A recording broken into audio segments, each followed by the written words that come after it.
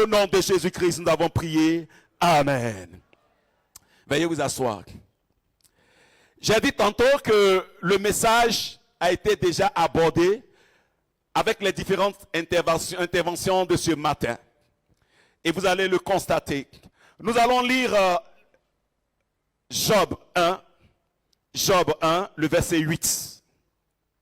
Job 1, le verset 8. Job 1, le verset 8. La Bible nous dit ceci. L'Éternel dit à Satan, as-tu remarqué mon serviteur Job? Il n'y a personne comme lui sur la terre. C'est un homme intègre et droit, craignant Dieu et se détournant du mal. Je refais la lecture. L'Éternel dit à Satan, as-tu remarqué mon serviteur Job? Il n'y a personne comme lui sur la terre. C'est un homme intègre et droit, craignant Dieu et se détournant du mal. Amen. Amen. Que Dieu vous bénisse. Voilà, c'est un texte que nous connaissons bien, qui parle de Job. Mais ici, qui parle de Job? C'est ce qui est frappant et qui va nous conduire dans la suite de notre message. Satan est allé se promener. La Bible dit que les fils de Dieu étaient réunis. Et Satan aussi s'est retrouvé là. Et Dieu lui demande, as-tu vu mon serviteur Job? Il dit, ton serviteur Job. C'est que si je me suis promené, je l'ai vu. Et Dieu lui dit que ce monsieur n'est pas comme les autres. Ce monsieur, Job, est un homme intègre. Job était un homme droit. Donc nous voyons par l'intervention de Dieu que Dieu est en train de rendre témoignage de Job. Quelle bénédiction de voir Dieu rendre témoignage de nous. Dieu a rendu témoignage de Job en parlant de son intégrité. Pas parce que Job, à cette époque-là, était le seul, sinon la seule personne intègre. Non. Mais parce que Job était une référence. Job était une référence. Au milieu des intègres, Job était une référence. Dieu, en ce moment, en cette année, en décrétant ce mois sur la reconnaissance, il a vu tout ce que vous avez fait.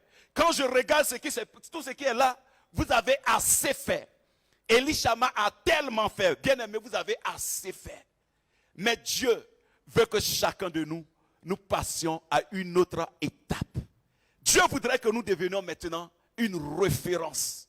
Mais pas une référence au niveau de l'intégrité, mais une référence dans l'expression de la reconnaissance.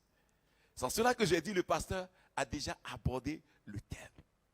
Dieu voudrait, en ce mois, jusqu'à la fin, jusqu'au 14 juillet, je pense, que tu sois une référence. Dis à ton voisin, Dieu veut que tu sois une référence. Dis le plus fort, Dieu veut que tu sois une référence. Dieu veut que tu sois une référence. D'où le thème suivant, deviens une référence dans l'expression de la reconnaissance. Deviens une référence dans l'expression de la reconnaissance. Je ne viendrai pas définir la reconnaissance. Votre pasteur est passé chez nous. Quand il a fini son enseignement, il a dit, mais tu m'invites chez toi là, moi je viens dire quoi? C'est un peuple qui est déjà rassasié.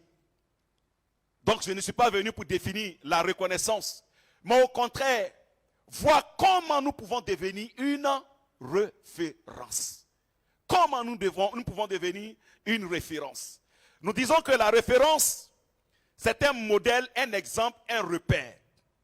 C'est quelqu'un qui se démarque des autres. C'est quelqu'un à qui on veut ressembler. C'est une personne en qui on reconnaît des qualités et des valeurs incontestables dans un domaine donné et qu'on copie. La référence, il fait toujours ce que les autres ne font pas. La référence fait mieux ce que tout le monde ne fait pas. La référence va au-delà des limites des autres. La référence possède le plus que les autres n'ont pas. Amen. Je me fais comprendre? Je me fais comprendre. C'est ça la référence. Mais avant de voir exactement comment nous pouvons devenir une référence. J'ai sélectionné 3 personnes. Il y a plusieurs personnages dans la Bible qui ont été des références dans l'expression de la reconnaissance. Mais j'ai juste, selon l'orientation du Seigneur, sélectionné 3. La première personne, c'est Noé, que nous voyons dans Genèse 8, le verset 20 au verset 22. Genèse 8, le verset 20, on peut projeter. Genèse 8, le verset 20 au verset 22. On a ça? Genèse 8, le verset 20 au verset 22.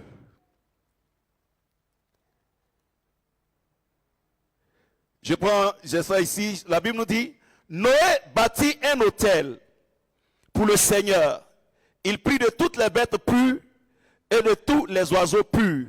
Et il offrit des holocaustes sur l'autel. Le Seigneur sentit une odeur agréable. Et le Seigneur se dit, je ne maudirai plus la terre à cause des humains, parce que le cœur des hommes est disposé au mal depuis leur jeunesse, et je ne frapperai plus tout ce qui est vivant comme je l'ai fait. Tant que la terre subsistera, les semailles et la moisson, le froid et la chaleur, l'été et l'hiver, le jour et la nuit ne cesseront point. Voilà un homme qui a été une référence par la qualité de son offrande. Noé. La Bible nous dit qu'il a pris de toutes les bêtes pures et il a apporté ça à l'Éternel comme offrande. Le deuxième personnage, c'est David. Nous le voyons dans 1 Chronique 29, le verset 1 à 17. C'est une histoire que nous connaissons. Pour la construction du temple, David a apporté des choses, a apporté beaucoup d'argent, a apporté beaucoup de matériaux à Dieu pour la construction de son temple. Et il a apporté également en qualité. La troisième personne, le bien-aimé qui a prêché pour la Sainte Seine en a parlé, c'est la veuve que nous voyons dans Marc 12, le verset 40 au verset 44. Alléluia, alléluia, alléluia. Mais qu'est-ce qui a fait de ces offrandes, de ces 3 personnages-là, une offrande de référence, une offrande de qualité? La première des choses se trouve dans l'irréprochabilité. J'ai noté ici l'irréprochabilité de ce qu'ils ont apporté. Noé a apporté ce qui est pur. David a apporté ce qui est blanc, de l'or pur, de l'argent épuré. Ce qu'ils ont apporté ne souffrait d'aucun reproche. D'aucun reproche. Donc, tu ne peux pas, dans l'expression de la reconnaissance, avec l'expérience que le Seigneur m'a amené à vivre, apporter quelque chose qui souffre de tout reproche. Quand on regarde, c'est impur. Tu vas dire, bon, je ne donne pas de l'argent déchiré, je ne donne pas des billets froissés, je ne donne pas des poulets aux pieds tordus. Mais est-ce que ce que tu apportes à Dieu, ce n'est pas de l'argent de corruption? Est-ce que ce que tu apportes à Dieu, ce n'est pas l'argent des magouilles? Est-ce que ce que tu apportes à Dieu, ce n'est pas de l'argent souillé? Le pasteur Emmanuel ne voit pas ça. Il voit la forte somme. Mais le Dieu à qui tu apportes, il voit l'origine de cet argent. Je me fais comprendre. La qualité de Noé, ce que Noé et David ont apporté. La première des choses, c'est que ce qu'ils ont apporté ne souffrait d'aucun reproche. La deuxième chose, au niveau de la qualité toujours,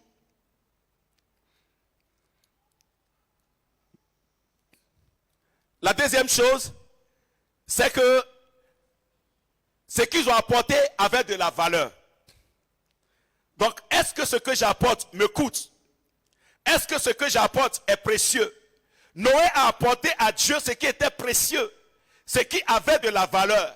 Quand il prend tout ce qui est pur, il n'apporte pas, il ne prend pas les choses comme ça, mais il prend son temps. Il enlève ce qui est un peu malade. Il enlève ce qui est un peu bizarre. Il enlève tout. Il met de côté. Il apporte ce qui a de la valeur à Dieu. David également apporte de l'or épuré, de l'argent épuré. Il apporte toutes les pierres précieuses. Il apporte ce qui a de la valeur. Est-ce que ce que tu vas apporter à Dieu, est-ce que cela a de la valeur? Deuxième point d'interrogation en ce qui concerne la qualité. La troisième chose au niveau de la qualité c'est aussi l'état du cœur qui apporte. Quand on regarde l'offrande de Noé, quand on regarde l'offrande de David, quand on regarde l'offrande de la veuve, on voit des personnes qui ont apporté avec des cœurs remplis de joie, qui ont apporté avec des cœurs humbles, qui ont apporté avec des cœurs généreux, qui ont apporté avec des cœurs tout entiers à Dieu. Est-ce que ce que tu vas apporter à Dieu, c'est avec un bon cœur? Amen. Amen. Amen. Exode 25, le verset 2, l'Éternel dit, dites à Moïse, parle aux enfants d'Israël. Quand qu'il m'apporte une offrande, vous la recevrez pour moi, de tout homme qui la fera de bon cœur.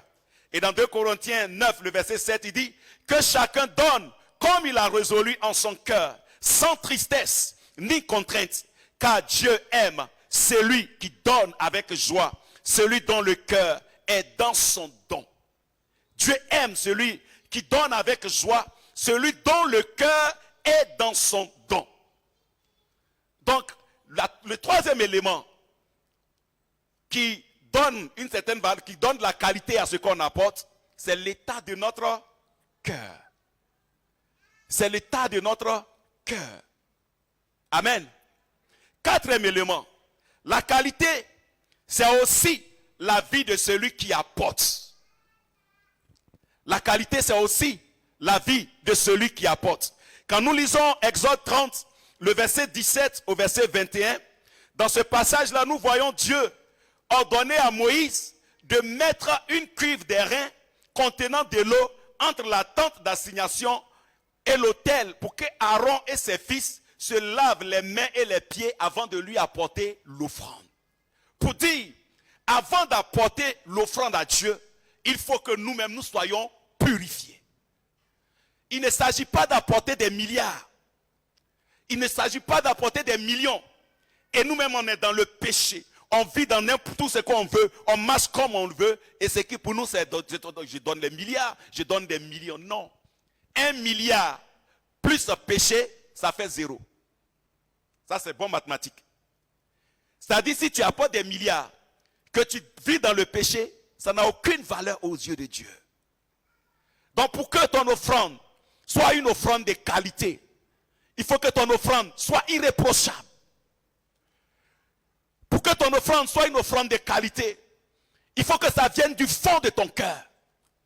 Pour que ton offrande soit une offrande de qualité, il faut que ça soit une offrande qui vient de la main de quelqu'un qui est irréprochable. Il ne suffit pas de participer à une semaine spirituelle. Le pasteur a annoncé 1 mois d'action de grâce, alors j'apporte. Non.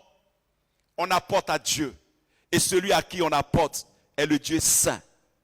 Dieu n'accepte pas ce qui vient des mains souillées, mais il accepte l'offrande qui vient du cœur pur. Amen. Amen. Amen. Et on le voit dans Hébreux 12, verset 14, il dit, sans la sanctification, nul ne verra Dieu. Job 13, le verset 16, il dit, en effet, Dieu n'accepte aucun homme faux devant lui. Job 13, le verset 16, Dieu n'accepte aucun homme faux devant lui. Chers bien-aimés, j'ai tenu à insister sur la qualité parce que Dieu veut qu'on parte à un niveau supérieur. Il veut qu'on devienne des références. Et la qualité de notre offrande va nous tirer également vers la référence. Amen. Donc j'ai vraiment voulu insister sur cet élément pour qu'on prenne ça vraiment en considération. Alors nous venons à notre question principale. Comment pouvons-nous devenir des références dans l'expression de la reconnaissance? Comment pouvons-nous devenir des références? Et bien aimé, il y a tellement de choses. J'ai demandé à mon ami et frère, j'ai dit c'est semaine spirituelle. Il dit non, c'est le seul jour. Il dit bon d'accord, Seigneur, qu'est-ce qu'on va faire? Donc j'ai juste retenu quelques éléments pour ce matin. Comment nous pouvons devenir une référence dans l'expression de la reconnaissance? La première des choses, c'est qu'il faut pratiquer la reconnaissance. Il faut pratiquer la reconnaissance. En effet, une pratique constante et régulière de la reconnaissance peut faire de nous des références.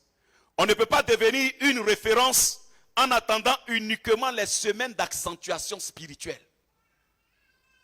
On ne peut pas devenir une référence en attendant uniquement les semaines d'accentuation spirituelle. Dites-moi, un joueur, pour qu'il soit fort, il attend seulement les matchs pour s'entraîner. Est-ce qu'il sera fort? Il faut qu'il s'entraîne régulièrement. C'est la même chose. Tu ne peux pas devenir une référence dans l'expression de la reconnaissance si tu ne pratiques pas ça. Si ce n'est pas ta vie. Si ce n'est pas ton quotidien. Si ce n'est pas ton habit. Tu ne peux pas devenir cette référence que Dieu veut que nous soyons.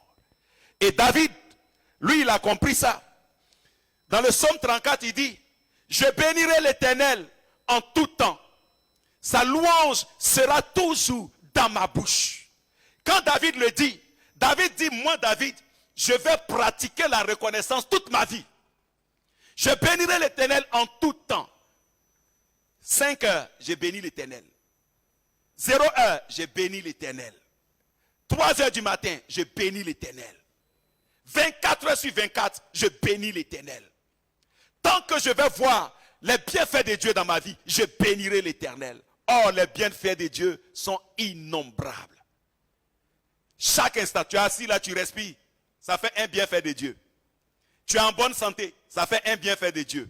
Donc, chaque seconde, chaque tiers qui passe, on bénéficie des bienfaits de Dieu. Amen. David l'a compris. Il dit en tout temps, chaque fois qu'il verra un bienfait de Dieu. Or, toute notre vie, chers bien-aimés, est faite de bienfaits de Dieu. Nous existons grâce aux bienfaits de Dieu. Nous sommes grâce aux bienfaits de Dieu. Job 5, le verset 9, il dit, l'Éternel fait des choses grandes et insondables, des merveilles sans nombre. Et Lamentation 3, le verset 22, il est écrit, les bontés de l'Éternel ne sont pas épuisées, ses compassions ne sont pas à leur terme, elles se renouvellent chaque matin. Donc en vérité, il n'y a pas de temps fixe pour exprimer de la reconnaissance. La reconnaissance doit être notre habit, notre vie, notre identité. Il y a des gens qui attendent, quand leur femme accouche, leur femme donne naissance à un enfant, c'est là ils viennent, comment rendrai-je à l'Éternel? Quand ils sont admis à un concours professionnel, comment rendrai-je à l'Éternel? C'est ça.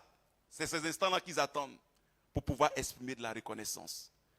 Veux-tu devenir une référence dans l'expression de la reconnaissance? Pratique la reconnaissance.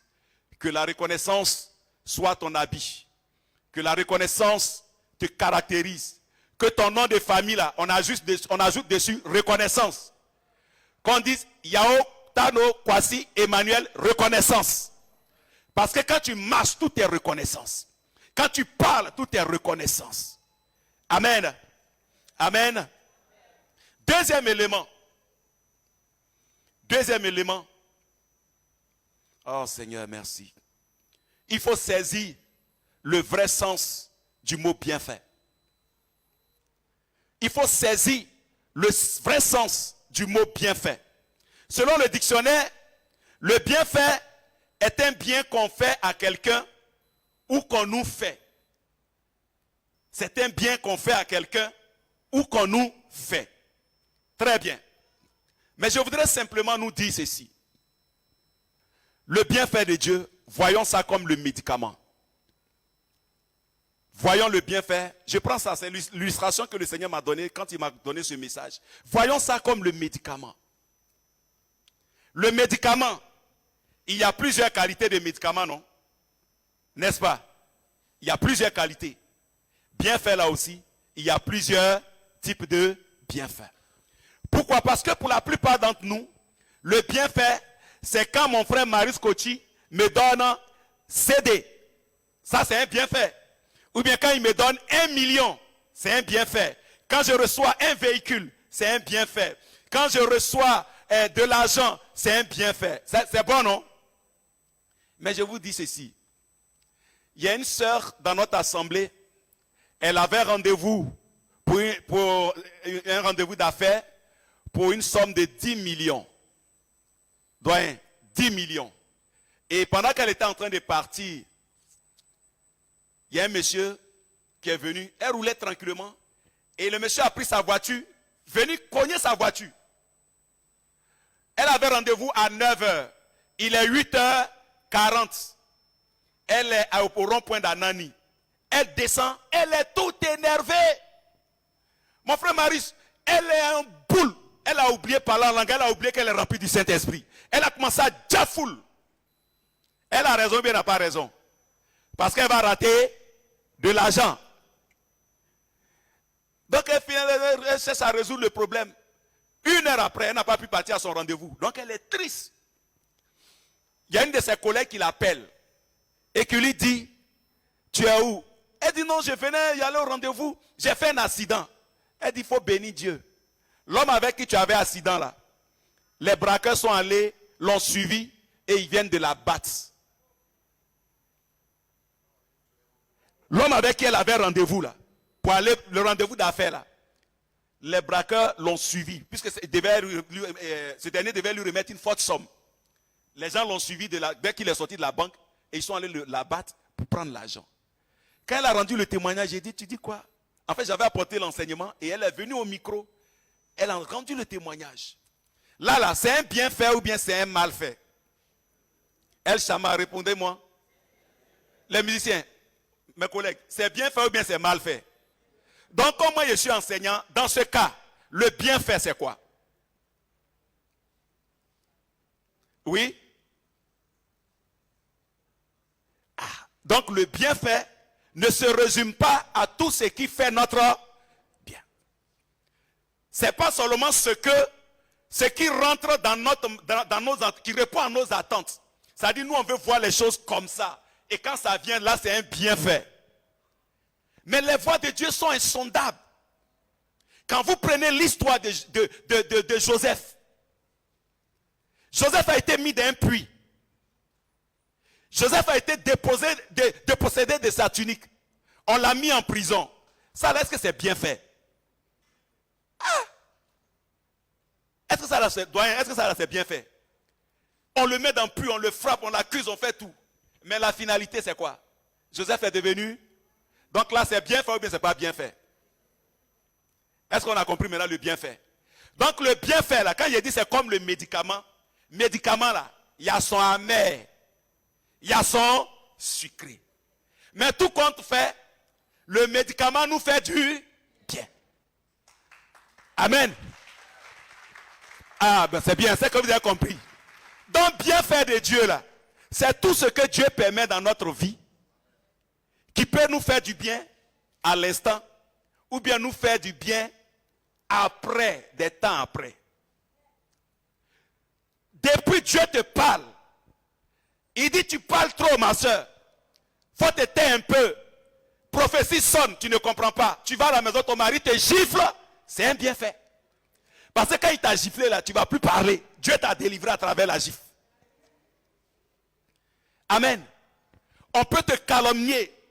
Je connais un frère chez nous, on l'a traité de tous les noms. Un frère qui était bouillant, qui aimait le Seigneur. Mais arrivé un moment, il a abandonné la prière, pasteur Emmanuel. Il a quitté la présence de Dieu.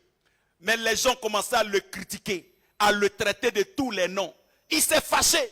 Et dans sa colère, là, il n'a pas quitté la maison de Dieu. Dans sa colère, là, il est reparti devant le Seigneur. Seigneur, je suis ton serviteur. Tu m'as choisi.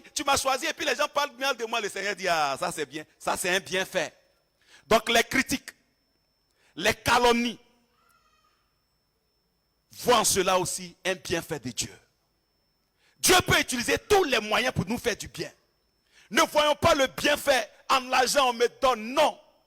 L'épreuve, tu ne peux pas être un chiffre d'affaires et Dieu permet ça pour t'amener quelque part. Tu peux avoir un enfant, tomber enceinte. Depuis que tu es marié, tu ne tombes pas enceinte. Tu es tombé enceinte et puis tu perds l'enfant. Ça peut être un bienfait de Dieu. Parce qu'assurément, si cet enfant-là se développait, tu allais perdre la vie. Le bienfait de Dieu, ce n'est pas tout ce qui est sucré. Bienfait peut être aussi très amer. Voilà pourquoi j'ai dit, pour atteindre le niveau de la référence, pour pouvoir toujours pratiquer la reconnaissance, il faut saisir le vrai sens du mot bienfait. Amen. Amen. Amen. On est en classe, hein? Bible, tout ça là, c'est parce que Emmanuel lui prêche à ordinateur beaucoup là-bas. On est en classe pour que tout le monde comprenne.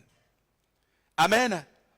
Maintenant, quand tu sais ce que c'est que le bienfait, l'étape suivante c'est quoi? Il faut apprécier ce que Dieu te donne. Il faut apprécier ce que Dieu te donne. Bien-aimés, si nous voulons être des références, nous devons apprendre à apprécier ce que Dieu nous donne. Et nous le voyons. Permettez-moi de retrouver déjà rapidement mes écrits. Nous le voyons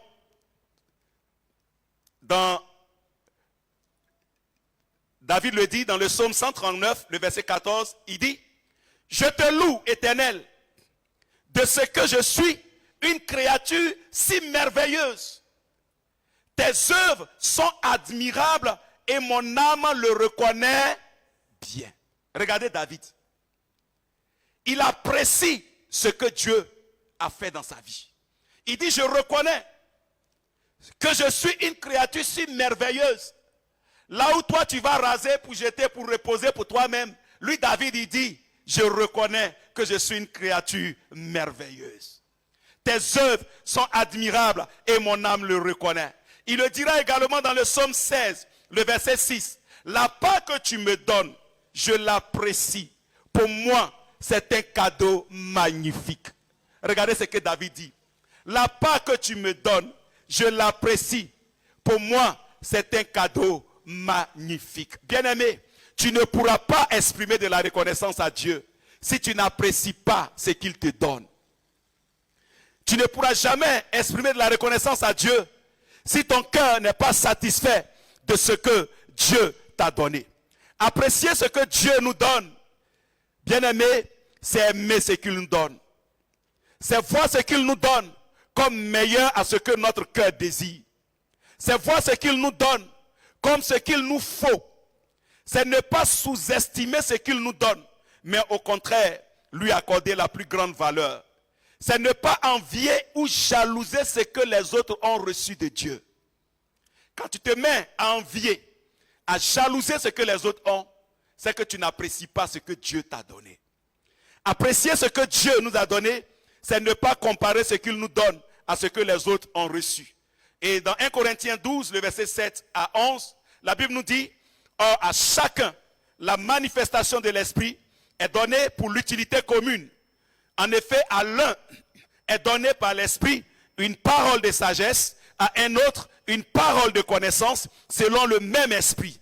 Un seul et même Esprit opère toutes ces choses, les distribuant à chacun exactement comme il le veut. » Cher bien-aimé, apprécie ce que Dieu te donne. Car il te donne en fonction de demain que toi, tu ne vois pas, mais que lui, Dieu, il voit. Apprécie ce que Dieu te donne. Car il donne en fonction des bons projets qu'il a pour toi. Apprécie ce que Dieu te donne. Car il te donne en fonction de ce qu'il juge bon et mieux pour toi, en tant que le Dieu suprême et en tant que ton Père. Apprécie ce que Dieu te donne, car il sait pourquoi il te le donne. Apprécie ce que Dieu te donne enfin, parce que c'est un privilège de recevoir quelque chose du Dieu suprême. C'est un privilège de recevoir quelque chose de Dieu. Rien ne peut égaler la plus petite chose que Dieu nous donne. Rien ne peut égaler la plus petite chose que Dieu nous donne. Tout ce qu'il nous donne est au-dessus de tout ce que le monde entier peut nous donner. Et il nous donne des choses qui ne sont suivies d'aucun chagrin, comme le dit Proverbe 10, le verset 22. Alléluia, alléluia, alléluia.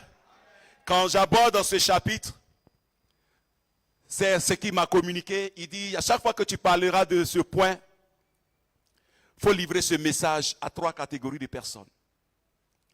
Généralement, on exprime la reconnaissance pour tout. Mais il y a un élément de notre vie où on exprime très peu de reconnaissance. Il s'agit de notre foyer. Il s'agit de notre maison.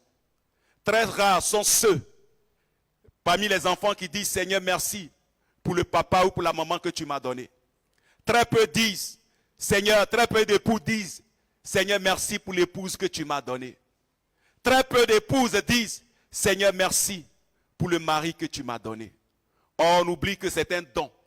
À moins que toi, tu as choisi toi-même ton épouse. À moins que toi-même, tu as choisi ton époux. Mais si c'est Dieu qui t'a donné, il faut lui exprimer de la reconnaissance. On n'exprime pas de la reconnaissance parce qu'on reproche tellement de choses à notre époux. On veut que notre mari soit romantique, qu'il lise beaucoup de romans. Alors que le frère, il est biblique. Mais si tu voulais un roman, Dieu t'a donné Bible. Prends Bible et puis dis merci à Dieu. Ton mari ne t'envoie pas au shawamadrome, il t'envoie au garbadrome. Il faut dire merci au Seigneur. Ton mari, il n'est pas un sapero comme le pasteur Emmanuel. Quand il s'habille là, les couleurs prennent drap. Chemise rouge, veste violet, pantalon mauve, chaussettes rouges, plus souliers blancs. Les chantes. Vous voyez la vraie tenue, c'est un sapero. Ça veut dire quand ton mari sort, tu dis, quoi si aussi, il a même les nez comme moi-même. Mais apprécie. Apprécie le mari que Dieu t'a donné. Amen. Amen. Souvent on n'apprécie pas, on ne dit pas merci à Dieu. Vous savez, ne pas apprécier ce que Dieu nous a donné là, c'est une insulte. Tu dis, Seigneur, mon mari là, il est vilain. C'est quel mari tu m'as donné? Ça veut dire que ce que Dieu t'a donné là, Dieu ne s'est pas donné ce qui est bon. Or Dieu, tout ce qu'il donne est. Donc tu es en train d'insulter. Maintenant, quelqu'un, mon frère Marius Kochi, j'ai dit ce que tu m'as donné là, c'est pas bon. Demain il est venu, il a dit tu vas me donner, donne-moi encore. Tu vas faire quoi? Tu ne me donnes pas. Donc voilà pourquoi quand tu pries, Seigneur, change mon mari. Seigneur, touche son cœur. Sa démarche n'a qu'à changer. Sa manière de me parler n'a qu'à changer. Il est trop mauvais. Le Seigneur dit d'accord, je le laisse dans sa mauvaise. Parce que tu n'apprécies pas ce que je t'ai donné. Il faut chanter, je reconnais du 1er janvier au 31 décembre. Il va dire, je ne te fais pas voir ma gloire, que méchant. Vous voyez, des situations compliquées perdues dans notre foyer, par notre propre faute, à cause de notre ingratitude. Le mari trouve que la femme, elle est bizarre, sa cuisine n'est pas intéressante. Elle ne sait pas parler, mais elle n'est pas la mode, cette femme. Elle n'est pas la mode. Elle n'est pas la... Tu veux mode? Elle n'est pas la mode, mais elle a la mode du Seigneur. Elle ne sait pas s'habiller, mais elle est revêtue de la puissance du Saint-Esprit. Regarde ça au moins et apprécie le don de Dieu. Tu as une femme merveilleuse. Tu as une femme merveilleuse. Tu dis, elle ne s'est pas préparée. Tu as raison. Parce que mon frère Kwasi Emmanuel, il aime bien manger. Mais elle sait chercher l'argent pour venir donner à la maison pour qu'on prépare. Apprécie ton épouse. On veut devenir des références. Apprécions notre conjoint. Apprécions notre conjointe. Il y a des jeunes gens eux-mêmes là. Ils insultent leur papa. Papa même c'est un choyé. Au lieu de venir à Biétry, c'est à Gonzague, dans le chaleur de Gonzague, dans les moustiques, et au milieu des moustiques. Le vieux même il ne vaut rien quoi. Toi au moins tu as papa hein. Va à Djamé. Les enfants dans la rue ou bien les enfants de la rue. Ils dorment dehors. Toi, tu rofles dans la maison de ton papa. Tu ne payes pas facture CIE, Sodeci. Tu as nourriture à gogo gratuitement. Et tu dis, ton papa est choyé. Exprime de la reconnaissance à Dieu. Exprime de la reconnaissance à Dieu. Chers bien-aimés, j'espère que vous allez me faire démonstration. Ce que le Seigneur a dit, c'est ce que je suis en train de vous communiquer. Apprécions ce que Dieu fait dans nos vies. Beaucoup de foyers ont des problèmes parce qu'on ne sait pas apprécier. Donc quand on va au pied du Seigneur, les portes sont fermées. Dieu n'aime pas l'ingratitude. Dieu n'aime pas l'ingratitude, mon frère, ma soeur. Tu veux que la situation change, sois reconnaissant envers ton Dieu. Un autre élément. Oh Seigneur, merci beaucoup.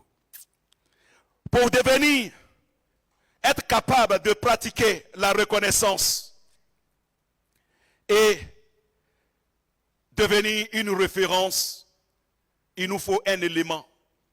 Et cet élément-là, souvent, on fait les choses en le mettant. Mais c'est un danger. Il nous faut le Saint-Esprit. Il nous faut le Saint-Esprit. Quand nous lisons 1 Samuel 16, le verset 13, la Bible nous dit que Samuel prit la corne d'huile et loignit au milieu de ses frères. Loignit David au milieu de ses frères. L'Esprit de l'Éternel saisit David à partir de ce jour et dans la suite.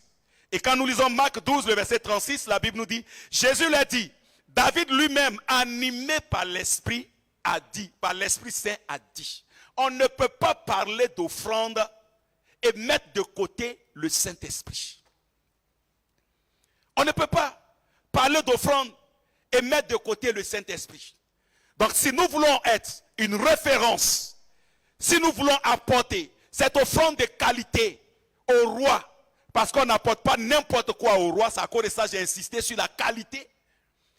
Il te faut, il me faut, il nous faut, il leur faut le Saint-Esprit. Et pourquoi? Parce que c'est ce que la Bible nous recommande. Quand nous lisons Jean 4, le verset 24, la Bible nous dit, Dieu est esprit et il faut que ceux qui l'adorent en esprit et en vérité. Or, la reconnaissance est une forme d'adoration. Donc tu ne peux pas adorer Dieu véritablement et toucher son cœur si tu ne le fais pas par le Saint-Esprit. Galates 5, 25 nous dit, si nous vivons par l'Esprit, marchons aussi par l'Esprit. Et Éphésiens 6, le verset 18, il dit, faites en tout temps par l'Esprit toutes sortes de prières et de supplications. Chers bien-aimés, pour devenir une référence, il nous faut le Saint-Esprit parce que, premièrement, c'est ce que la Bible nous recommande. Deuxième raison, à cause de la relation de celui-ci avec Dieu. Celui à qui nous apportons notre reconnaissance, l'Éternel, le Saint-Esprit connaît son cœur. Le Saint-Esprit sait ce qu'il aime. Le Saint-Esprit sait que pour ce programme de cette année 2024, qu'est-ce que chacun de nous doit apporter pour pouvoir toucher le cœur de Dieu. Amen. Le Saint-Esprit sait ça. Mais si tu mets de côté le Saint-Esprit, comment tu vas savoir ce qu'il faut apporter à Dieu pour pouvoir toucher son cœur? Le Saint-Esprit est la personne qui sonde les profondeurs de ce Dieu vivant, de ce Dieu grand. Il faut associer le Saint-Esprit parce qu'il est l'esprit de révélation, comme nous le dit Éphésiens 1, le verset 17. Lévitique 19, le verset 5, il dit, quand vous offrirez à l'Éternel un sacrifice d'action de grâce, vous l'offrirez en sorte qu'il soit agréé. Vous comprenez? Quand vous offrirez à l'Éternel un sacrifice d'action de grâce, vous l'offrirez en sorte qu'il soit agréé. Donc il ne s'agit pas d'apporter simplement. Il ne s'agit pas de participer à une action de grâce. Il ne s'agit pas de participer à un programme.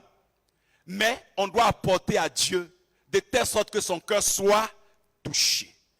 Et la seule personne qui peut nous aider à atteindre ce but, c'est le Saint-Esprit. Parce qu'il connaît le cœur de Dieu. Il pourra te révéler exactement ce qu'il faut apporter. C'est pourquoi le dirigeant, le frère l'a dit tout à l'heure, tu dis Seigneur, ce programme, l'année dernière, j'ai donné 1 million. Mais cette année, combien tu veux que j'apporte? Et le Saint-Esprit va te communiquer cela. Amen. Amen. Il nous faut le Saint-Esprit. Il nous faut le Saint-Esprit parce que ses actions en nous sont innombrables. C'est lui qui implante en nous les fondements qui prédisposent à la reconnaissance.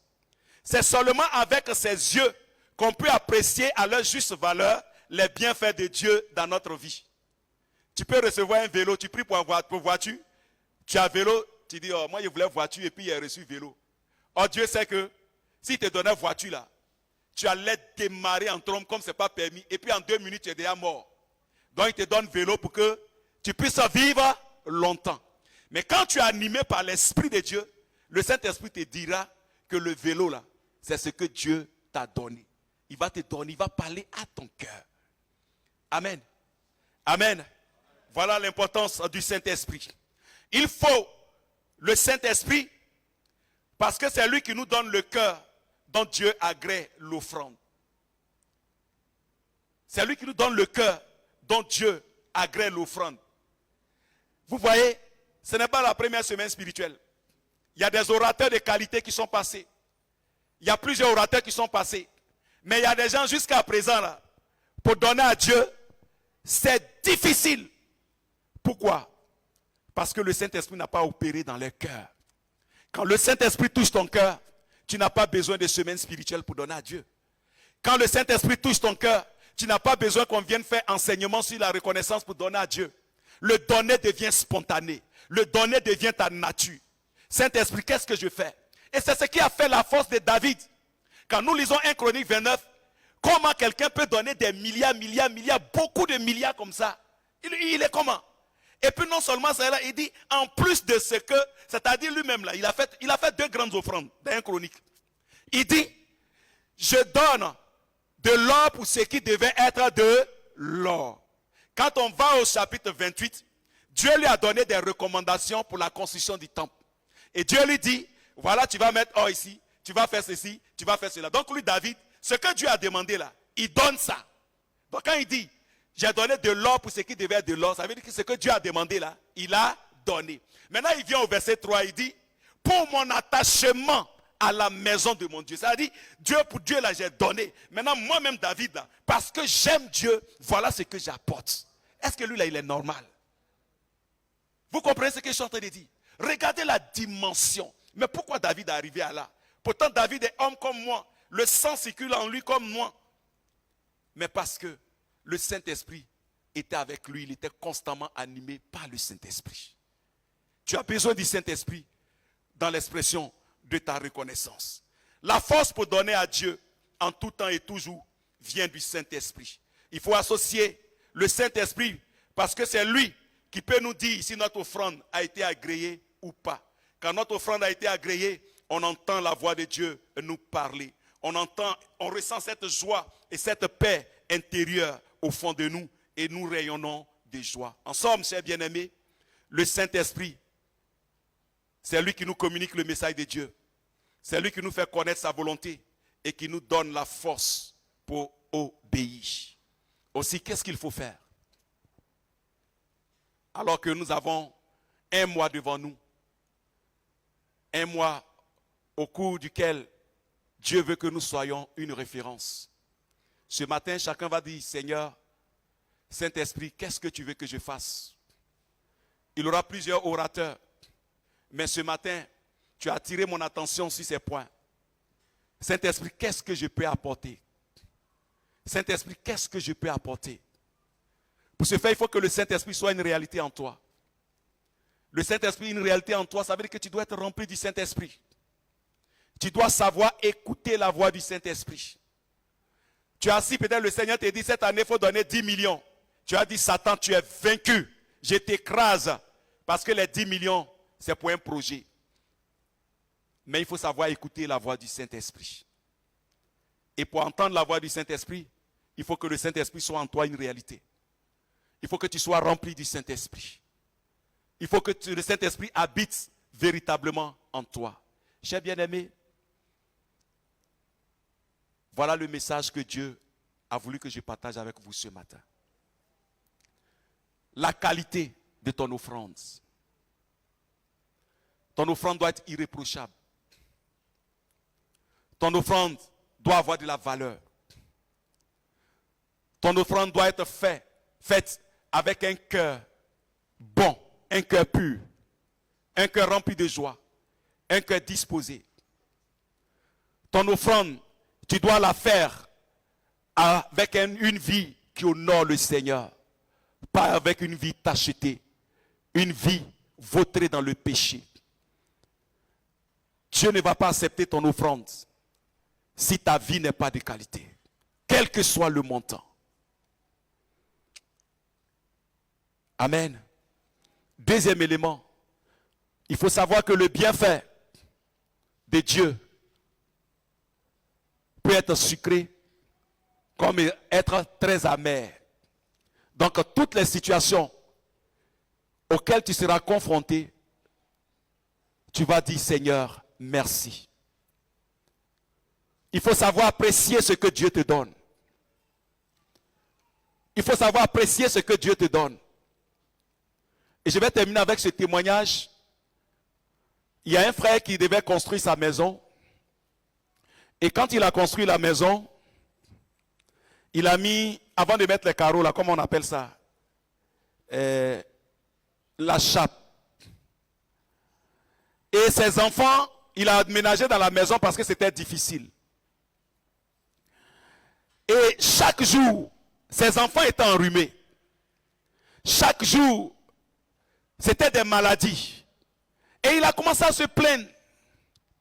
Mais Seigneur, où es-tu? Tu dis c'est toi qui as construit la maison pour moi. Mais voilà que mes enfants dorment dans la poussière. Et un dimanche matin, avant d'aller au culte, il s'est levé à 5 heures. Et il a commencé à prier le Seigneur. Dès qu'il a commencé à prier le Seigneur, il a ouvert la bouche.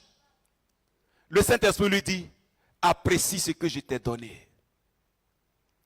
Et il s'est automatiquement mis à genoux. Il a commencé à dire merci au Seigneur. Il s'est repenti.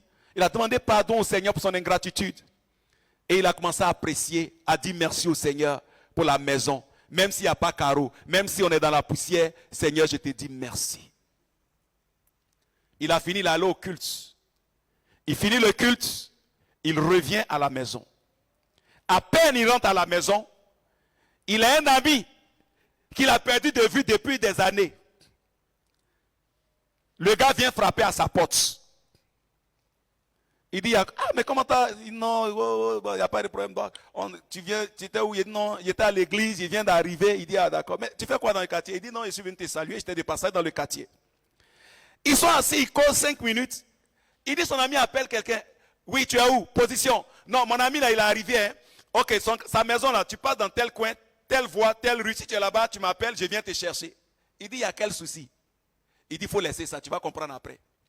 Le gars vient, il rentre avec son ami. Et le monsieur, ils sont assis. Le monsieur prend, il sort mettre. Il commence à prendre des dimensions, des mesures, des choses. Il dit, il y a quel problème? Il dit, mon ami, à 5 heures du matin, j'étais chez moi à la maison.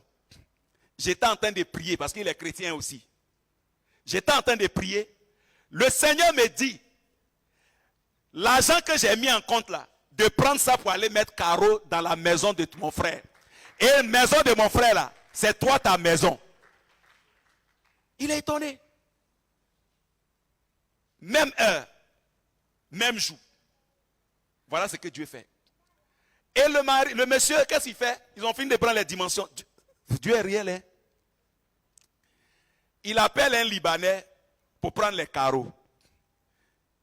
Le Libanais dit non, la qualité que tu as choisie là, j'ai l'impression que la maison que le monsieur est en train de construire là, c'est une qualité inférieure. On prend qualité supérieure. Il dit, mais qualité supérieure avec les dimensions, ça fait combien? Le monsieur dit, ça fait 1,5 million. Il dit, mais moi-même, mon argent là, c'est 600 000. On fait comment pour payer? Il dit, bon, comme Dieu lui a parlé, il va se jeter à l'eau. Il demande au Libanais, je fais comment pour régler? On échelonne ça comment? Le monsieur dit, bizarrement, même moi-même, je ne sais pas ce qui se passe. Mais la maison là, il y a une voix bizarre qui me parle, qui me dit, moi aussi, je dois investir dedans. Donc, carreau là, il faut prendre cadeau. C'est gratuit. Et regardez ce qui va se passer. Ce n'est pas fini. Hein? Lui, il a obéi, non? Libanais a donné gratuitement. Donc, finalement, Dieu l'a éprouvé comme il a éprouvé Abraham. Il dit, donne ton Isaac. Comme le pasteur Emmanuel nous l'a enseigné la dernière fois, c'était un prétexte de Dieu. Donc, il a envoyé 600 000. Libanais a dit, garde tes 600 000. Moi, mais je te donne 1,5 million. Et quand il finit de mettre les carreaux dans la maison du frère, le frère obtient une promotion en tant que directeur régional de l'Ecobank dans une région de la Côte d'Ivoire. Il dit, mon ami, il vient dire à son ami, toi, tu as une bonne terre. Je crois qu'on doit beaucoup s'aimer là-bas. Il allait acheter un fauteuil, 1,8 million. Il avait une déposé dans la maison de son ami. Et puis il lui dit, ce n'est pas encore fini, hein. Le reste arrive. Pour vous dire que apprécier ce que Dieu nous donne là, ça ouvre énormément de portes. On veut être une référence. Dieu sait que tu as beaucoup fait. Dieu sait que tu as donné de fortes sommes. Dieu connaît ton cœur. Mais s'il parle de référence, je n'ai pas parlé avec le pasteur Emmanuel, mais si vous devez faire attention, quand il était là, il a dit, le Seigneur veut qu'on parte à un autre niveau. Dieu veut nous amener à un autre niveau. Dieu veut que tu sois un témoignage. Quand quelqu'un sera en train de parler, il va dire, va Eli Shama. El Shama. Il y a des personnes de qualité, des références dans l'expression de la reconnaissance là-bas. Que le Seigneur nous aide. Qu'il nous donne ce cœur qui est prêt à lui donner avec qualité. Qu'il nous aide à mener une vie de qualité, de sorte que ce qu'on va apporter à Dieu, Dieu ne les rejette pas, mais que Dieu accepte. Qu'il nous aide à apprécier ce que Dieu nous donne. Et à pouvoir avoir cette force avec le Saint-Esprit qui est en nous pour pouvoir lui donner en qualité. Amen. Quand Dieu parle de la référence, il ne parle pas des anciens seulement. Les membres du conseil doivent être des références. Le pasteur Emmanuel doit être des références, une référence. Les chantres doivent être des références. Mais chacun de nous, autant que nous sommes ici, nous devons être des références. Job a été une référence. Job a été cité en exemple par l'Éternel des armées. Je dois être cité en exemple. La veuve, dans Marc 12, Jésus a dit, tous ceux l'ont donné, mais cette femme a donné plus que toutes ces personnes. Cette femme a été citée en exemple par le Seigneur. Moi, je veux que le Seigneur me cite en exemple dans tous les domaines. Dans mon ministère de chant, je veux que le Seigneur me prenne en exemple. Dans l'expression de ma reconnaissance, je veux que le Seigneur me prenne en exemple. Donc, durant tout ce mois, faites tout pour être une référence. C'est pourquoi ce matin, l'homme de Dieu a dit qu'il y a des enveloppes. On va les distribuer maintenant, pasteur. On va se tenir debout avec votre permission.